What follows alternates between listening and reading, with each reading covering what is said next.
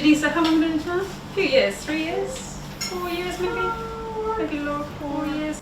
She's an amazing woman. Her story is incredible, her own personal journey is incredible, and she's got this really awesome book, which has got, if I give you a quick flash, beautiful photos that she took herself, but she's also a talented photographer, Andy.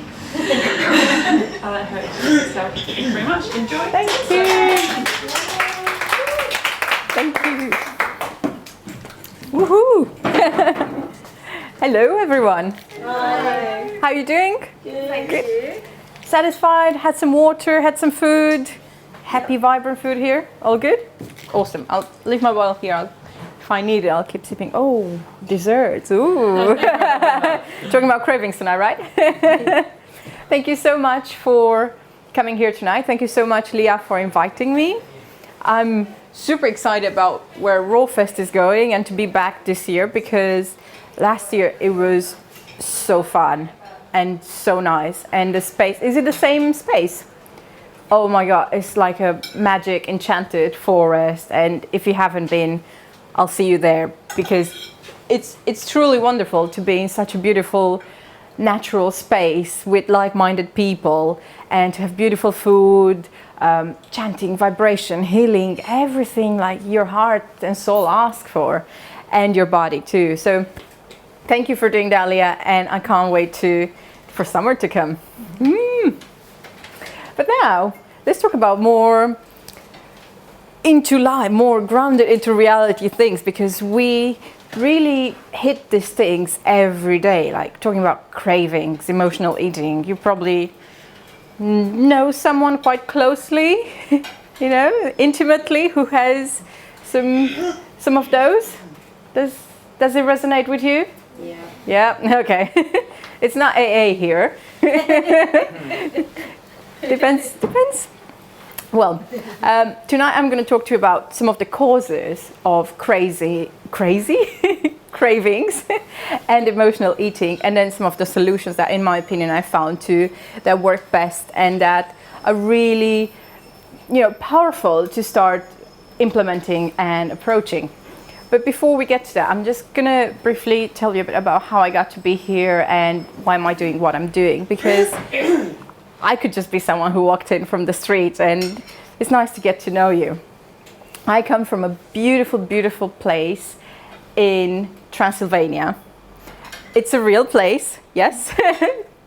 It's very close to Dracula's castle, and I'm intolerant to garlic. So with that, this was my punchline, guys. Come on. Oh, okay.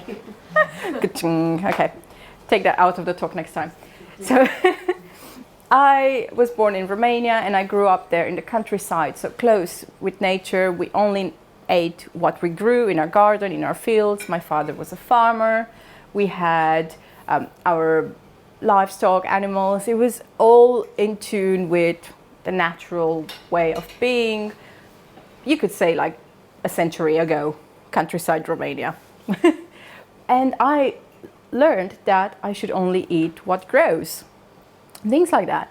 And then as I became a teenager, I started rebelling against my family, who was like, you shouldn't have Coca-Cola, you shouldn't have this, you shouldn't have that, because they're not natural, but I didn't understand. So I would just rebel against them. And that freedom that I had as a child started running away from me and getting away from me, having everything, like just running around the fields and up the hills and playing with lambs and animals, and it was just beautiful. But when I was a teenager, they found out I had scoliosis. Do you know what scoliosis is? Yes. Okay, so I had my spine in an S shape, and I was a superwoman, literally. It was quite a strong curvature, and they put me in a plastic corset. And that was really nasty for a teenager, a girl especially, to be in this plastic thing. It was thicker than the bottle, like really, really thick. And yeah, you could see it. So I only wore baggy clothes and things like that. And the thing is, after 2 years of wearing that, my curvature of the spine got worse. So that thing didn't work at all. It just put me through misery, and that's it. So then they decided, my parents and myself together, we found a doctor and he said, okay, we need to operate on you. So when I was 16, 17, I woke up out of a surgery with 2 titanium rods and 10 screws bolted into my spine. Yep, Iron Girl for real. Superwoman. I didn't have the S anymore, it was straightened up, but I got these things and I thought I was going to live with them forever.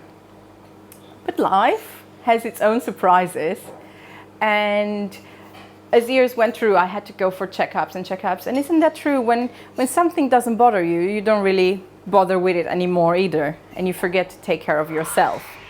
And that's what I've done. I skipped some checkups, I stopped thinking about having these things in my back. I continued living life as I wanted. And the year after, when I went for a checkup, I found out that the rods have broken inside. One of the rods just snapped. Yeah, don't know what happened. I didn't feel it, but after I found out it was broken, I could feel it because it was coming out, poking through my back. So what do? It's like the doctor goes, oh, we could take it out. Just so casually, let's just take it out. It's like, yeah, just like a haircut, might as well. But I thought, I'm not ready for it. And I just postponed it and postponed it and postponed it, and years went by. And I was okay, I could do things. I never ran, I never did any exercise because I had a good excuse. I have rods in my spine, I can't do things. And I had to take some pretty harsh lessons, coming from losing my father, from losing my uncle, his brother, in a very short period of time. And I've learned that from that experience, because they didn't really take care of themselves, they put themselves second rather than be first. They always took care of other people, they always looked for other people's needs. This is what happened. And for me, that was a drive, that was a lesson to actually really take care of myself. So I've decided that I really need to take care of my body. It's the only home we have. You can change house, you can buy a house, you can sell it, rent, whatever. Your body is the only home you have in this lifetime. And that was when I started focusing on my health. So I went on to this crazy 365 days challenge of eating alkaline. So plant-based overnight, went home from an event, and that was it.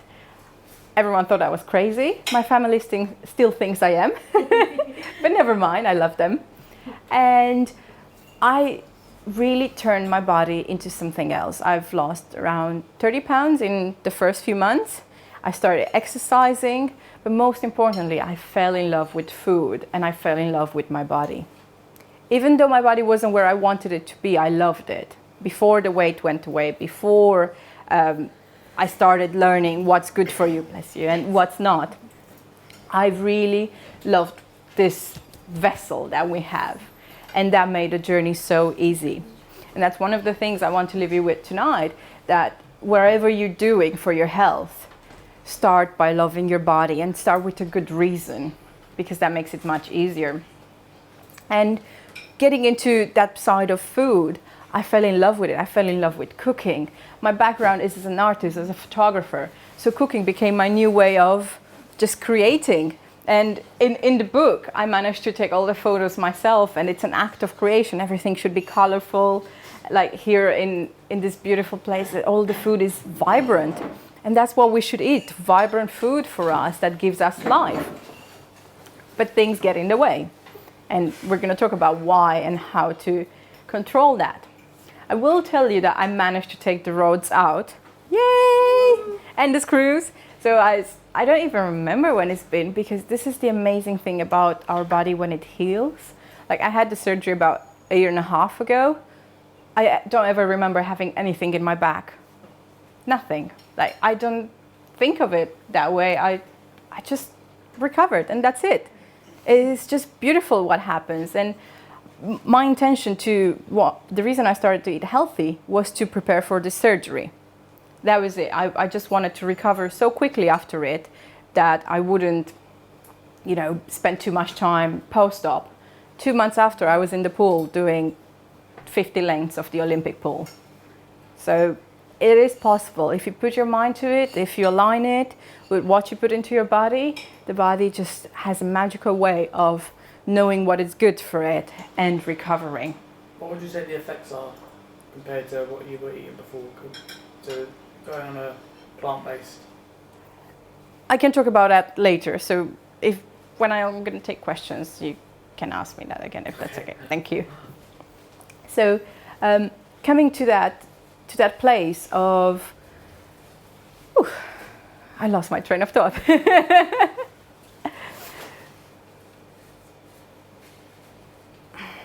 got healthy.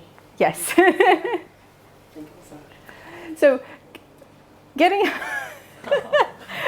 okay, let's do a bit of moving the energy up. So I love doing this thing, which is the qigong, where we raise our energy. We need a bit of that. I need a bit of that. So if you do like the baboons do, just a bit of chest tapping. I'm going to try not to do the mic. Sorry, Andrew. Hope you're not listening to this.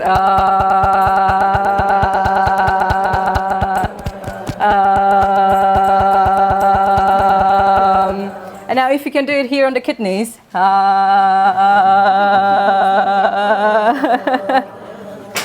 Just shake it out. Shake it out. Woo!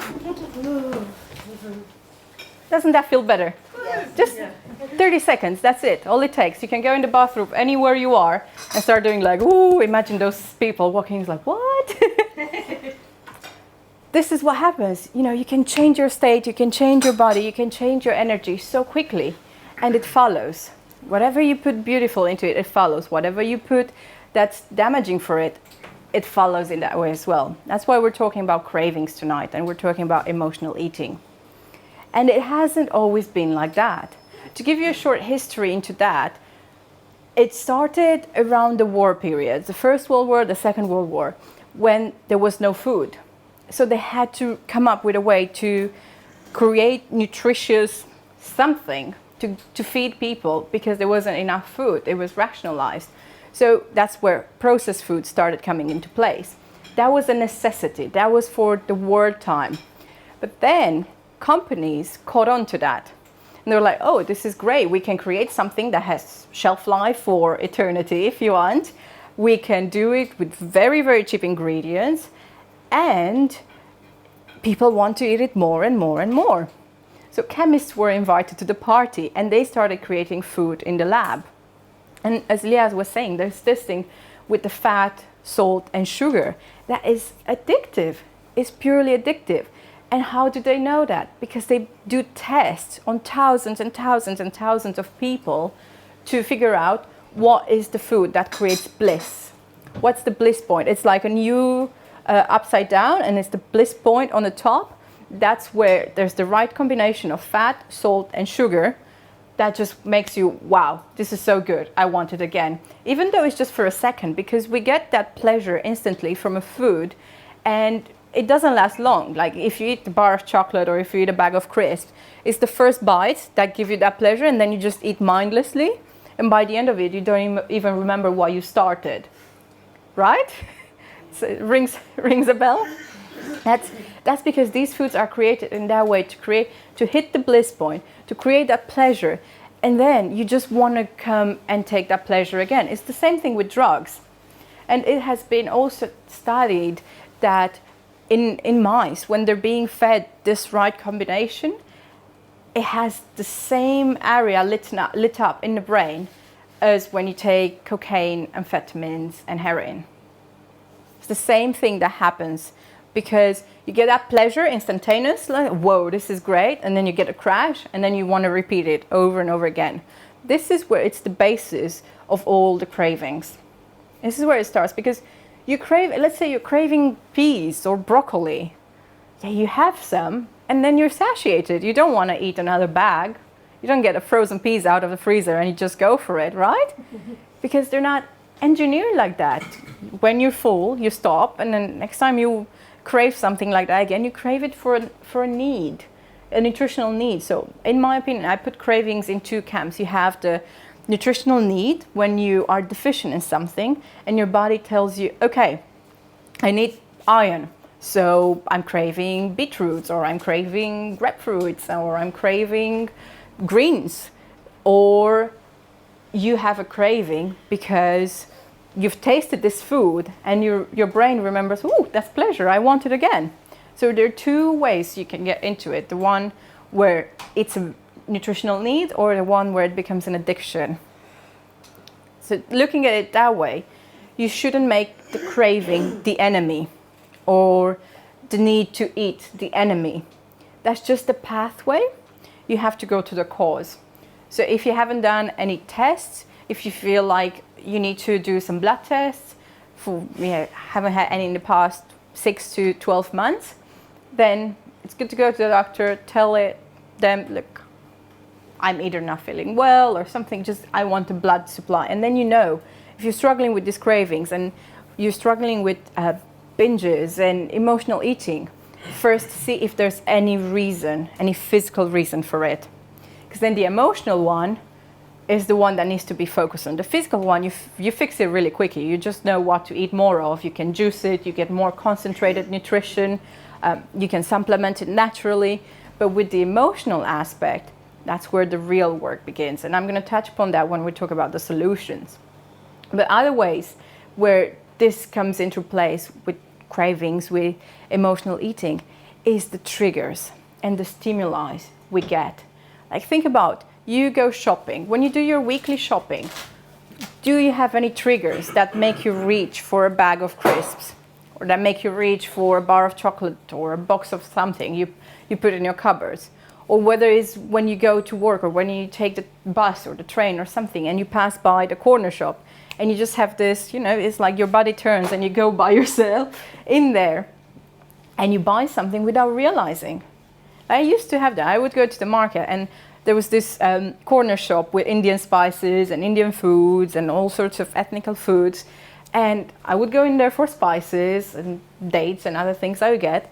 And then I discovered they have this pagodas, they're called. They're Indian snacks. So I tried them, they were nice. Try them again, they were nice. And then every week I went shopping, I would just go in, take a bag and eat it on my way back home. And I didn't realize it became a trigger. Me passing by that shop on the way back from the market was the trigger. The trigger wasn't going into the shop. The trigger was just seeing the shop and the way from the market. So it's analyzing, looking at, okay, when it's happening, what is it that triggers it? It's like when you want to go running and you don't know what to do to get yourself out of the house. The first thing is put your shoes on and your running gear. If you're there sitting there in the house, you might as well get out. It's the same way reversed when it comes to stopping these, impulse buys or things like that. What triggers it? Do you have any examples? Can you think of anything now? No? Okay, if something comes up, think of it. What are you craving? What are your cravings around here? Chocolate? Yeah. Anything else? Cheese. Yeah, go for it. There's like chips. Anything sweet. Cheese. So when do you get these things? When do you get the chips? All the time. So do you buy it? Yeah, if I don't have it, I will probably buy it. And you crave it? Yeah. So wouldn't it be best not to buy it and feel that need for cheese, so you don't have a relationship of love-hate with it? You just eat it and eat it and eat it, and you feel bad from it, and then you can't control it. Yeah. So what I'm saying is, Periods when you stop it, but that doesn't mean that the cravings go away. They come back. It's hard to stop it forever. It would be nice to find a substitute for it, but I haven't found it. I'm missing the taste as good as that. It gives me the same richness and flavor. that's the area in the brain. It's like, ooh, it gets triggered, the pleasure. Oh my God, I want that again and again and again. It's the same as taking drugs. And cheese is, yeah, absolutely. I feel like it's gonna help too. But then you have to wear it off with other things. So when we crave things, you said chips, they're fatty, they're salty, they have the right crispiness, which is, it contains certain things that trigger pleasure, but it could also be you're lacking calcium and you think you will get it from cheese, but you're not. And you can replace it with other things. Not really care about calcium. No, I know what you mean, yeah. The first step is, wanting to change that. If you don't want to change it, then we can't really have a talk about it. Like if someone comes to me to work one-to-one, the first thing is like, do you really want to do this? Do you really want to stop eating, or do you want to stop the binges or whatever it is? If you don't want to do that, then you're just fooling yourself that you're going to do it. So are you saying that if I replace it with calcium like green leafy vegetables, then I'm going to stop craving cheese? Yeah. Yeah, I've tried that. It didn't work. Try something else. Try other veggies. Try making your own nut cheese. Try having so many green juices that you turn green. Yeah. You turn green forever. It's kind of a treat that I guess goes further than just a pleasure. Maybe it just goes to... Anyway, I don't want to hijack this. We can talk about it afterwards, but Yeah. do you see, this is food we're talking about, and I'm just going to say it, but it's like talking to someone who's addicted to something else, to a substance. And it's happening to all of us. And I think it's so important not to blame the person. This is what's in the food, what's made to be like that. It's created, so you buy it over and over and over and over and over again. If you were to have cheese, go and find, unpasteurized cheese and see if that makes you crave it. It's about that. If you crave something, find the option. What's the better option for it? So if someone struggles with chocolate, my first thing is, okay, raw chocolate, you would still have a lot of it to compensate, but naturally, because it's wholesome, it doesn't have ingredients that make you want to come back and come back and come back for it, you won't have it until you pass out. Like I used to have the crisp thing, like I open a bag and it's done, and I open another one, and there was one time when I got so sick that I threw up from having crisp like that, and I was like, okay, this is really, really serious. And when I started eating alkaline, I think it was about 5 years ago, I just went into it and I had crisps for 2 years. Like that was it. I haven't had any. The moment I had some, it was like someone opened the door and just pushed it open, and the entire band of crisps came in, and I couldn't help myself again. This is what it's like. In order to stop having these foods, you just have to stop. It's as harsh as it sounds, because they are made for you to want them again and again and again. It's like you don't tell a drug addict or an alcoholic, just have a beer from now and then. Just have a cigarette. I know you quit, but just have one now. It's the same thing with these foods and things like crisps, super processed chocolate, cheese, bread. The other thing is with bread. You don't eat bread for a while, you have a slice somewhere, and then all of a sudden you go to the shop and you buy a loaf and you think it's like, doesn't it ring a bell if you can't stop eating them that there's something wrong with them? This is, it's starting a conversation with yourself and noticing, when do these things happen? When do they happen at home? What's your way of, dealing with them, and how do you react to it? Is food something that gives you pleasure per all, or are you suppressing emotions with it?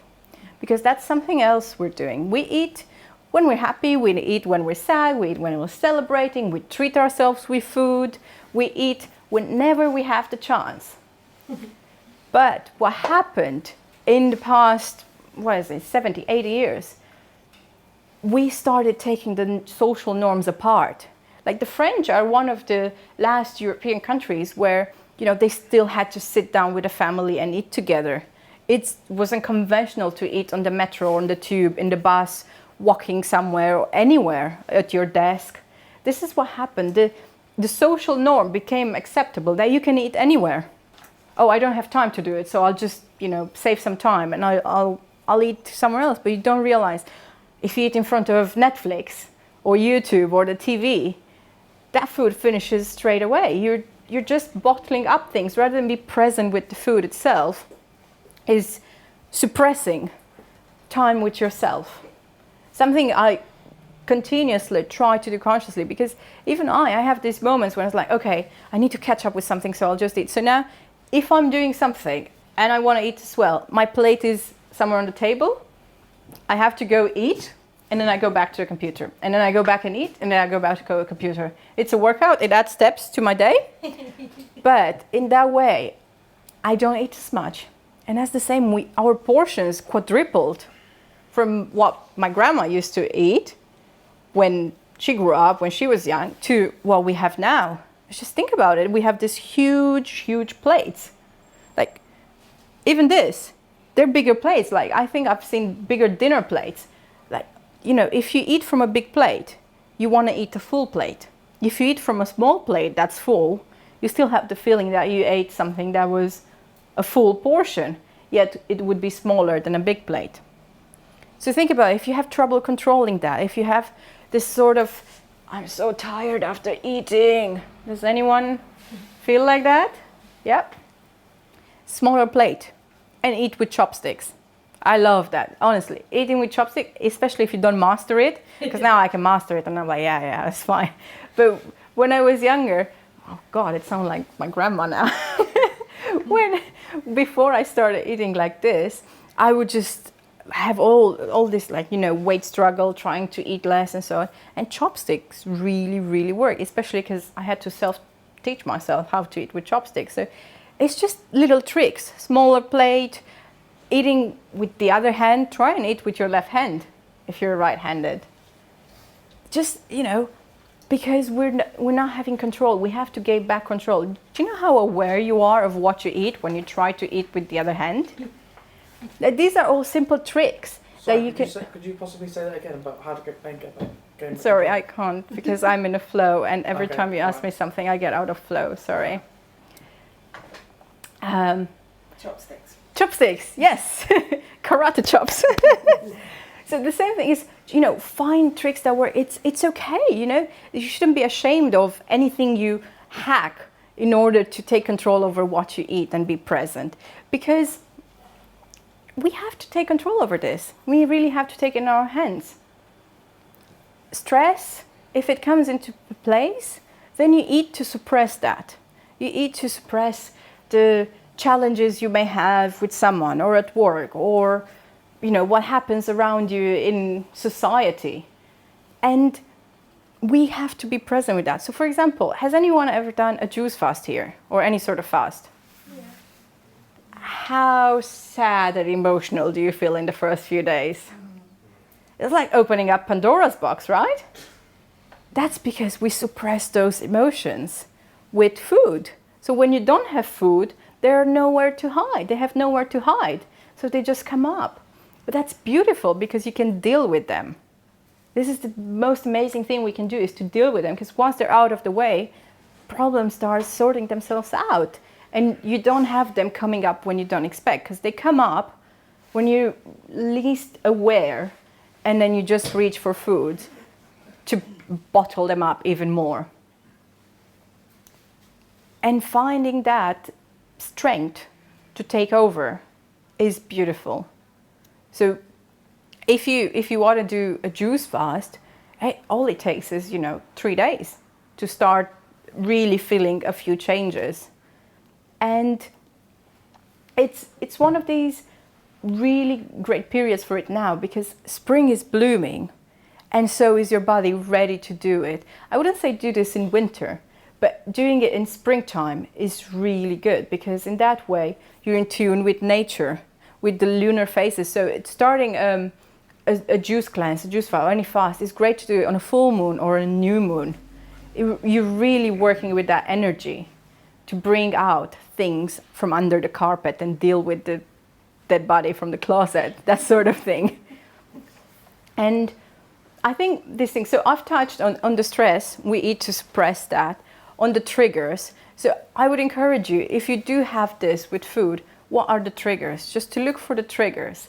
And with the foods that you're craving, what are they? And then you can see, let's say, if you're craving salt, then that means you need more sodium. And you get that from celery. Juicing celery, it's a great way to get that. From seaweed, from olives, for example. So if you have more of that, then you naturally don't want to have as much of the crisp chips and the salty thing. On the other side, with sugar, is just having more greens to change your taste buds. To give you an example, a few weeks ago I catered a retreat, and it was an addictions retreat. So this was for people who've been on cocaine, on heroin, on really nasty stuff. They pulled themselves together and they started a new life by quitting. But food was an aspect they haven't really looked at.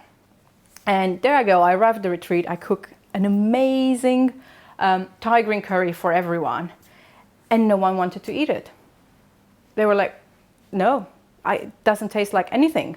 And they just went to the fish and chip shop. Yeah. So this is what happens, you know, your taste buds get affected by what you eat. These were people who've never even seen raw vegetables cooked in their house, in their life. All they ate was ready meals, most of them. And we had to go through something. What I really appreciated about them in there, and I've learned so many lessons there, was that they said, I'm willing to try everything you feed me this weekend. So slowly, they started eating what I gave them. We still went to the chip shop, and it was this sort of, you know, you can have the greens and you can have that on the side. But by the third day, they wanted seconds of what I cooked. It took 2.5 days to start changing the taste buds. With green smoothies, with loads of salads, loads of greens, and wholesome ingredients. Because, you know, you have to think where you are. Some people are in the juice camp. They've done it, they've seen it, they're still doing it. Starting from zero with them, it's too easy, let's say. But some people really need to start with cooking pasta from scratch, rather than think about, you know, having raw food, because the gap is too big. So you have to think, where are you in your journey? We're all different, we're all individual, and what works for me or what works for you won't work for anyone else.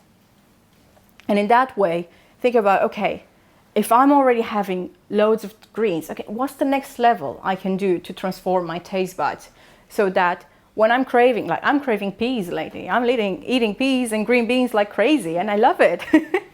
But, you know, it doesn't make me dream about them and be like, I really need my peas right now. It's that sort of, what are the foods that can be good for you, that can, it makes you chuckle, that can heal you. Because those foods work for your benefit. And I do want to make a distinction. It's not the foods that are healing you, they just make the pathway for your body to heal itself. So just feed it with the right ingredients, like putting the right fuel in a car. If you put water or beer in a tank, that car won't run. If you put the right fuel in it, it will do what it needs to do. It's the same for your body. If you put the right fuel in it, it's genuine and intuitive power just comes to life, and it does what it needs to do to function properly, like a well-oiled machine. It's as simple as that. And then now to look at it, okay, what can we do to take control over these things? What are the things we can do? Because we know why they're happening. Is that clear for you guys? Is it clear, okay, we have the physical cravings and then we have the addiction to it and suppressing emotions. Does it make sense? Do you resonate with it? Mm-hmm. Yeah. Okay. Do you want to know what to do now? So the first and most important thing, as I said before, is to know why. Why are you doing this? Why are you here tonight? What do you want to get out of it? Why are you interested in eating healthier? It's not just a trend, you know? We're not here because it's cool all of a sudden. It says in the Evening Standard that kale is so last season. Because we have to do things for our own good. The reason why I feel I stuck with this is because I had a powerful why. A really powerful. I had to get myself so strong for that surgery and so well. And I had to really show up for who I was and my father's memory. That was my why. I made it pretty strong. And it worked. That's true. That's a spiritual sign that is true, what I just said. The same for you. Why do you want to be healthy? Is it so that you can be in your rocking chair or you in your 90s to think of how amazing life was? Or is it to do triathlons in your 90s? Why do you want to do this? You can, like, I'll give you a moment now. If you're taking notes, if you have your phone, just 2 minutes, write while you're in the spot, while you're in this energy here. Why is the reason you want to be healthy? Why? You can even share. If you want to shout out, just let us know. You know, if you put it out there, it's like halfway done. Anyone? Energy. Energy. What does that energy give you? Lots more than I have now. And what can you do with it? What can you do with that energy? A lot more than I do now. Okay. So you might not want to get into it, but the question is, energy is one thing, but thinking about what that gives you, maybe is running on the beach, or maybe is going trekking, or climbing mountains, or swimming with the dolphins, or, you know, find really vivid reasons why you want to do that. Because that's so much more powerful. I can already feel, think about swimming as like, woo, all my body gets like, yes, let's do this. So feel those things you want to achieve with your health. Is it to enjoy your children, to be able to run with them, or your grandchildren, or your future grandchildren, and things like that? Oops, that's not another sign, that's just me being clumsy.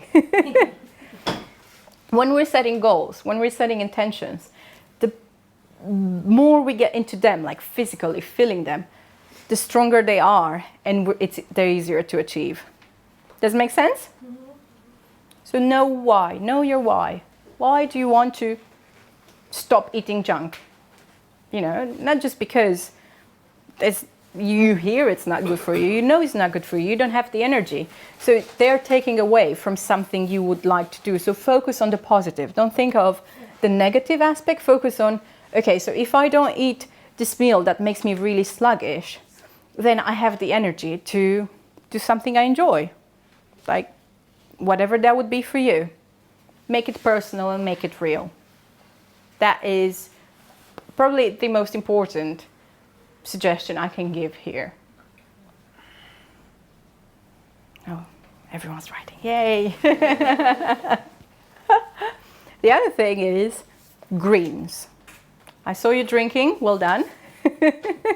Your greens. When you're having greens, your taste buds are changing. When you're having all sorts of raw food, yay, I reached my goal. My watch started vibrating. I just walked 7 kilometers today. It's like, See, one of these things helps with goals like that. Make it like you feel it all the time. So coming back to when you have real raw foods, natural foods, wholesome ingredients, your taste buds change. So in order to tackle cravings is to flood your cells and flood your body with that nutrition. That's what we want. So whether you make a green smoothies or green juices, choose one and start making them, start having them. But make sure you rotate the greens. Because you could have the same smoothie for 2 months and that won't do you any good. Who's in the green smoothie camp here? Green juices? Okay. Yeah, and I've got one more. Good, there's one of them, the right hand or the left hand. So when you make those juices, make sure you rotate the ingredients. Don't just go for the same recipe that you know and you like. Be adventurous with it, because you also change the range of nutrients. You also change the range of bacteria that should be, the good bacteria that should be on the leaves and the ingredients. And that gives you a stronger immune system. So having the same thing all the time doesn't lead to growth. And I say that there are many people who start making the green smoothie recipes that I put up, whether on the website or in the challenges, and they come like, yep, I've been doing it for about 2 weeks, but I don't like it anymore. And my stomach hurts when I drink them. And I have some headaches. I'm like, yeah. If you have the same greens all the time, there's something called oxalic acid that's found in green leaves, and that builds up. If you ever think about it, when you eat raw spinach or maybe raw beetroot leaves and you have that sort of velvet taste and feeling on your teeth, do you know what I'm talking about? That's when the oxalic acid, it breaks down, it's present in there, you can tell that's the one. Well, think about it, that is there to prevent insects from eating the plants. If they have a bit, they move to another plant straight away, because if they eat the whole leaf, they would just be poisoned. For us, we're bigger insects, and we need more of it. But by having the same spinach juice or spinach smoothie, you just build a resistance to it and you don't enjoy it as much. So if you do this, just rotate your greens is the best thing you could do, so to see results out of it. And then the other aspect is to cook from scratch. Maybe because you're here at this talk where you're already further ahead than most of the people. Love cooking? Are you into your cooking here? Uncooking? That's, choose the homemade version rather than the store-bought version. If you want to have chips, make them yourself. Put them in the oven and have a potato, by all means. See if you still want to have it as much as the other one, and make it a sweet potato, just so that it is better for you. And find the options. Whatever you're craving, just find the better option. It's, A to Z. Where are you on that scale? Jumping from A to Z, it's a big jump, but jumping from A to D, finding the in-between thing, makes it more enjoyable and makes it easier to get there. Because the number one reason things fail when you're either trying to stick on a diet or to get rid of something is that people feel constrained. No one likes constraints. If you feel constrained that you just need to eat in this little square here, some sort of the same ingredients, you're gonna snap. Especially if you have values like you like to try new things all the time and you don't like anyone to tell you what to do. So that's why I say find a way to go to the middle ground and then go to the other side of the ground, whatever that is for you. So with cooking, cook things rather than go straight for the raw if you feel that's a way too big of a jump. But again, nature is telling us it's time to bloom with it. So naturally you include more raw foods now because the time asks for it. It's lighter outside. You don't feel like you need to go under a blanket and sleep there and hibernate for 4 months anymore, hopefully. So that would be the other aspect. So we had to know your why, juice or blend your greens, cook your food from scratch, or uncook it, whatever it is, raw or cooked, and then have a community around you. Being here, you already made a big step. Have a community of support, of accountability, because that helps so much. When I started doing this, we had a Facebook group around it, and I could go and say, oh my God, I made the most amazing chickpea salad, or I went for a run, or I went for this, and I beat my record from yesterday. And I never ran before, or never did any exercise before. I was exempt from sports for 10 years in school because I had a back excuse. So I've never ever done any exercise, but having this group to go to and say, oh my God, I just did 20K on a bike, was like, amazing. We like to share our achievements. But the beautiful thing is that if we have a safe, supportive community, we can also share the things that are harder. We can ask for advice, we can ask for support. We're not alone in this. And you shouldn't be. Because there are plenty of people like us here that want to help you, that want to support you in keeping your goals, because in that way they support themselves as well. I can tell you that being an example for other people is the best thing you can do for you, because you keep yourself to the standards for yourself and you radiate health around you, and other people just want to be like you. You don't need to preach to them. You don't need to say, oh, I found this amazing thing for you. You have to drink this green juice. Now they're going to ask you when they see how energized you are, when they see that after a meal, rather than being under the table tired, you still have like, okay, now let's do something fun. They're going to be like, okay, what's your secret? I want some. This is it with the being your own example and then shining it for others. It's important to be in a community. Like this weekend, I'm starting a 5-day spring clean challenge. And we're going to do 3 days of juices and 2 days of raw food. And this will all be to support each other in this community, to know that, okay, if there's someone who's never made a juice before in their life and wants to do it, there's a place where they can go and ask for support. So find whatever it is. Rawfest is the perfect place for this. Going there, going there in the summer and also coming to these meetings and going to the Vantra dinners, it's amazing to be in this space. Because when you go back home, you may not have the support. And you have to build it. You have to find it for yourself. It's not a given. So making this effort, like you've done to come here tonight, I commend you for it. It's beautiful. You're already doing the right things. And then last thing, and not least, is loving yourself. It's truly loving who you are and how you are. And being gentle with yourself. Because whatever you do needs to come from a place of love. And think about it. You go and buy a packet of crisps and you look at it and say, is this a loving gesture for me? Or is this damaging for my health? That's a simple question. Is this from a place of love or is this from a place of fear? Am I doing a suppression with it or am I really rejoicing in my health? Simple question. Think of it. Love or no love? What do you choose? And no one else will give you the love you need to give yourself. No food, no drink, no other person. You have to be whole before reaching out for other things. And that means being kind to yourself. So don't put yourself through any stress that feels like it's too much, that feels too sudden, that feels too harsh. Like many of people are asking today in the questions for the juice challenge is, if I feel hungry all of a sudden, or if I feel weak, should I still go on with the juices? And the question is, of course no. What do you think? Is this a prison? No. If you feel like you need something, just eat a fruit or have an extra smoothie if you feel hungry. Have 3 extra smoothies by all means. You know, just do what you feel like you need to do for yourself to be safe and like wholesome. So that is it.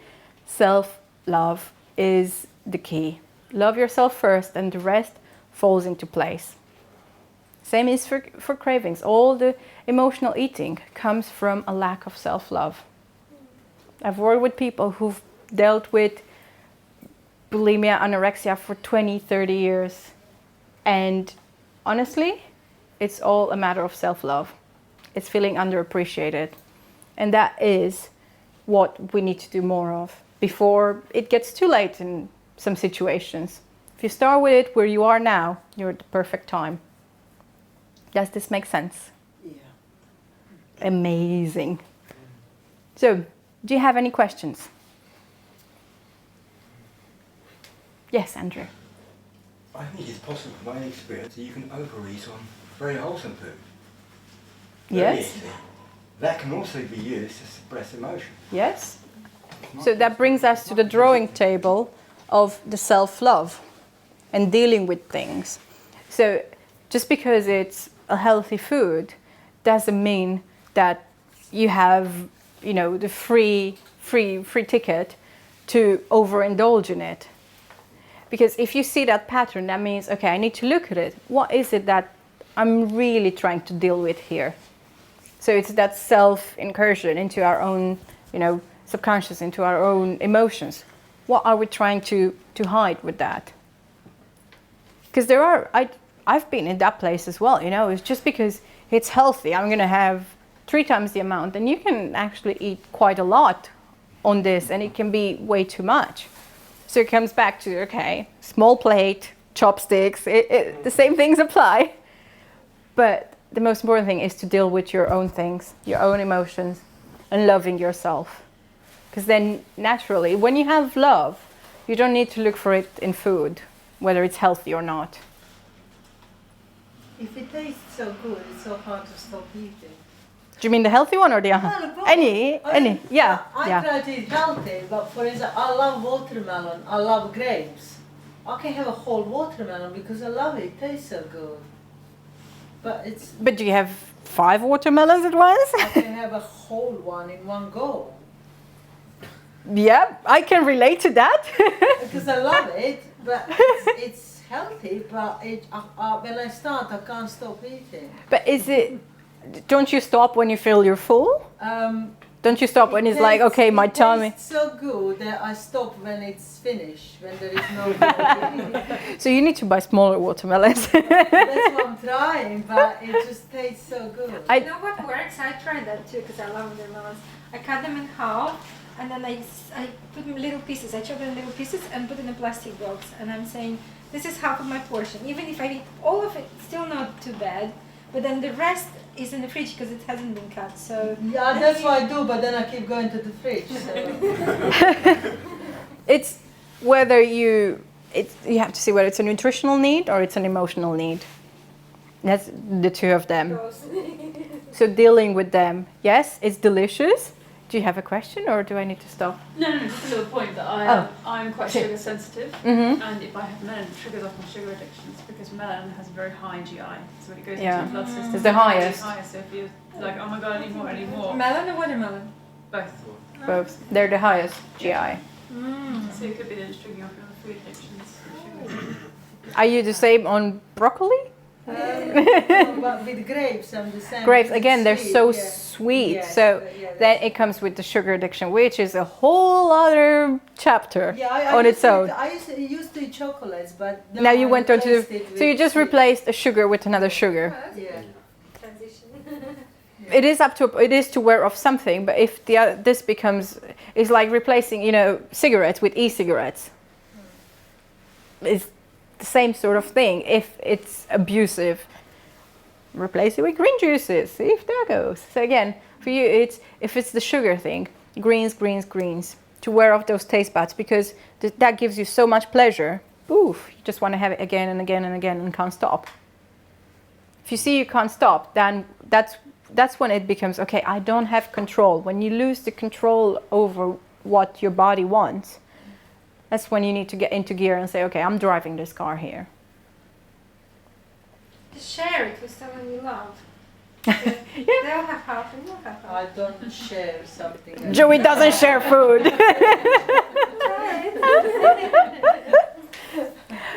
Anyone else got any questions?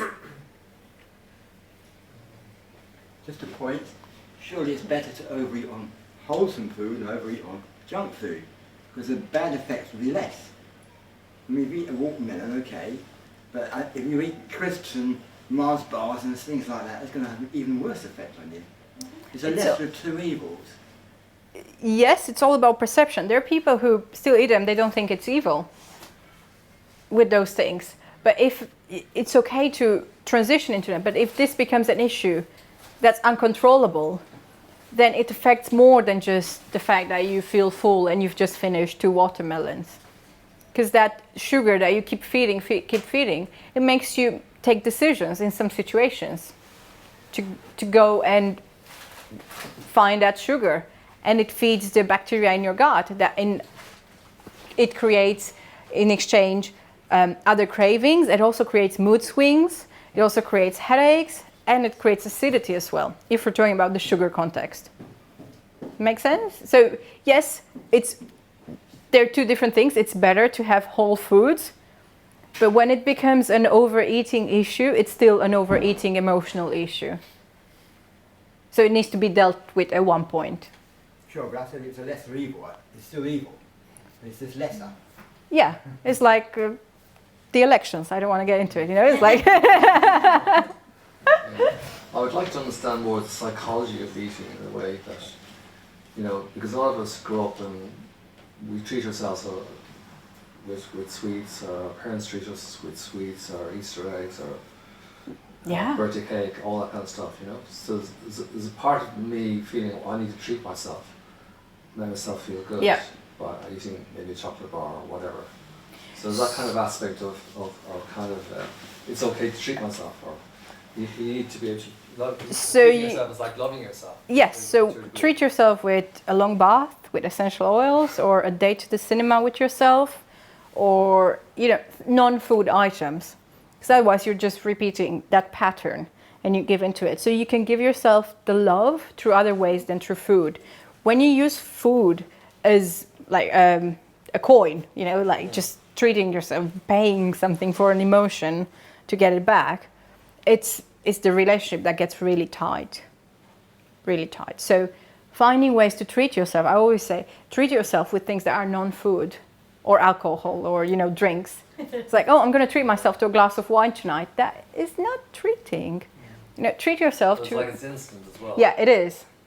And also, it's also a kind of like a need to feel connected as well with the earth and Would treating yourself mean like going barefoot to feel connected? Would that be like going on a walk and just lying in the grass and taking the time yeah, that... it's more subtle though. It's more... It is not instant. I Yeah, think it's not not instant gratification. Yeah. No, I'm just curious about that. Just because sometimes it's like it seems to be out of control for lots of people. Yeah. So how do you bring By yourself working into on the the moment? emotional How do issues. you kind of support yourself when you have that addiction?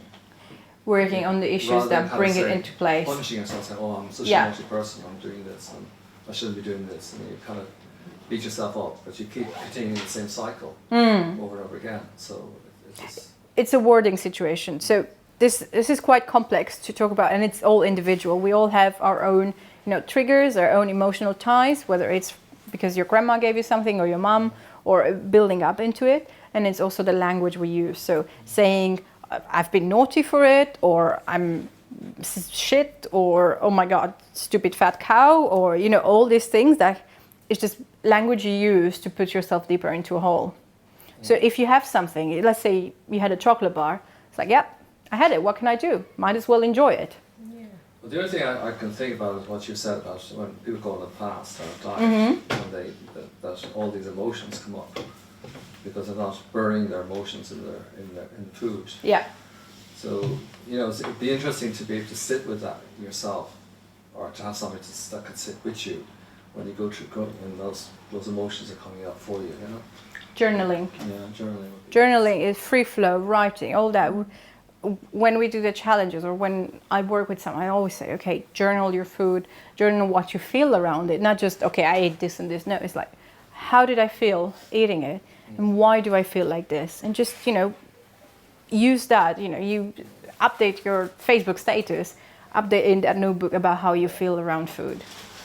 Yeah, because the tendency to beat yourself up is a no. That's where it starts. Okay, so rather than beat yourself up, praise yourself and give yourself love in that place.